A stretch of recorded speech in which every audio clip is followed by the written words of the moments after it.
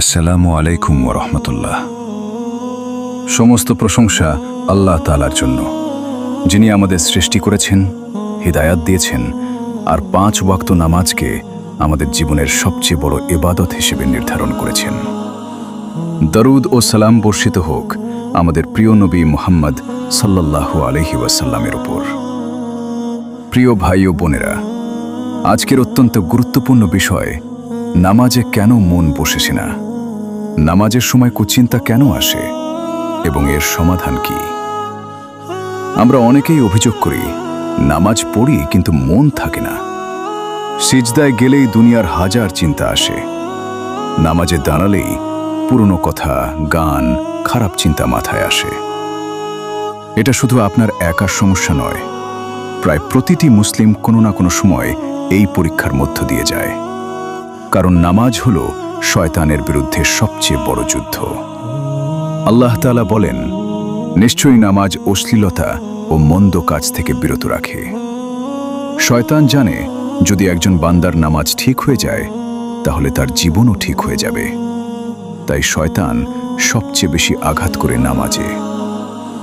রাসূল সাল্লাল্লাহু আলাইহি ওয়াসাল্লাম বলেছেন, যখন নামাজের জন্য আজান দেওয়া হয় তখন শয়তান পেছনে হটে যায়, আর নামাজ শুরু হলে এসে মানুষের মনে বিভিন্ন কথা ঢুকাতে থাকে।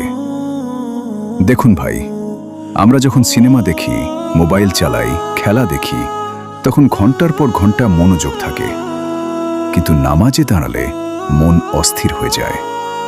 কেন? কারণ আমাদের হৃদয় দুনিয়ার জিনিসে ভরে গেছে, কিন্তু আল্লাহর স্মরণ কমে গেছে।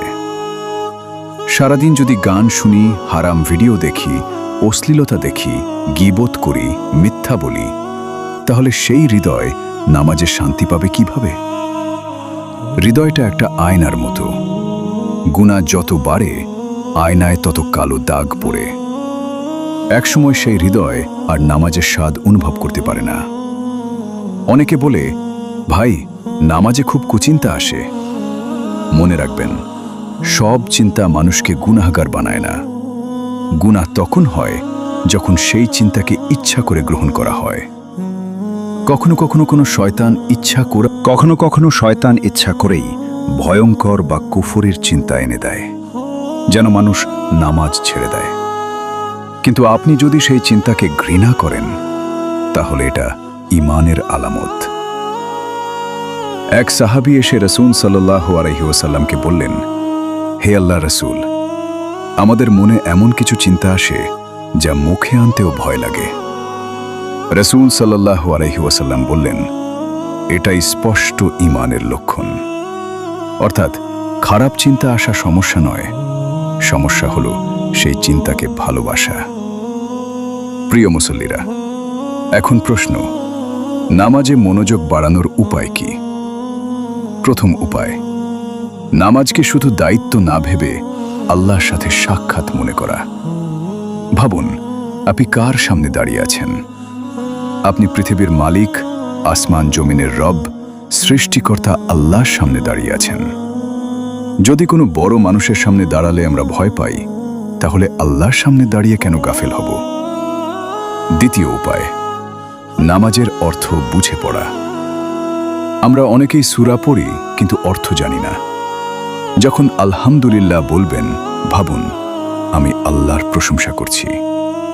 যখন বলবেন ইয়াকা নাবুদু, ভাবুন, আমি শুধু আল্লাহর ইবাদত করছি।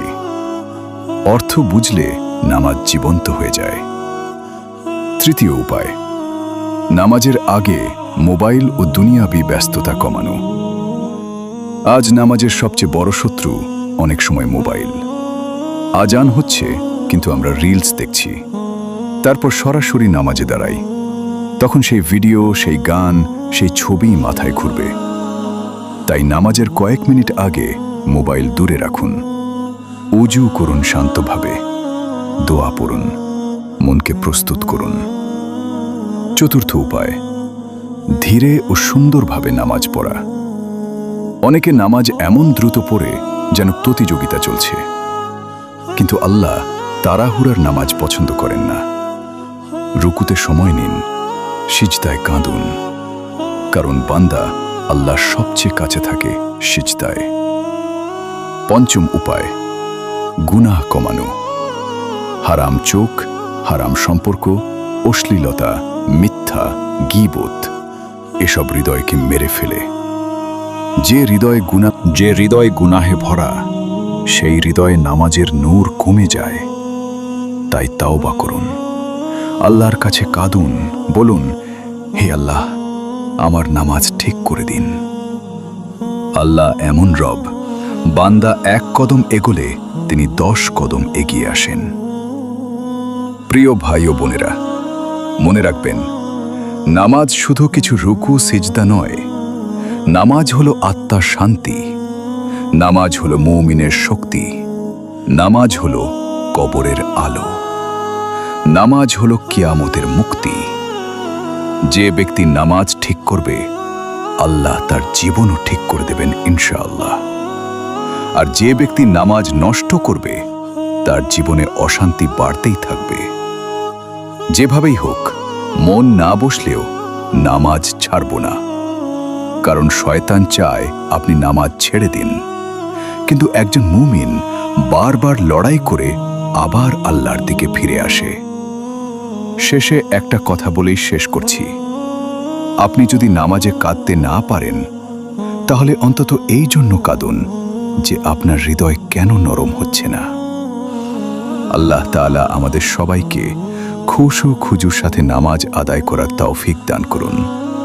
আমাদের হৃদয়কে পবিত্র করুন, শয়তানের কুমন্ত্রণা থেকে হেফাজত করুন। আমিন ইয়া রব্বিল আলামিন। এরকম গুরুত্বপূর্ণ কথা শুনতে ইসলামিক স্টুডিও ফলো দিয়ে পাশে থাকুন। আর ভিডিওটি যদি ভালো লাগে, লাইক, কমেন্ট, শেয়ার করে দাও। আসসালামু আলাইকুম।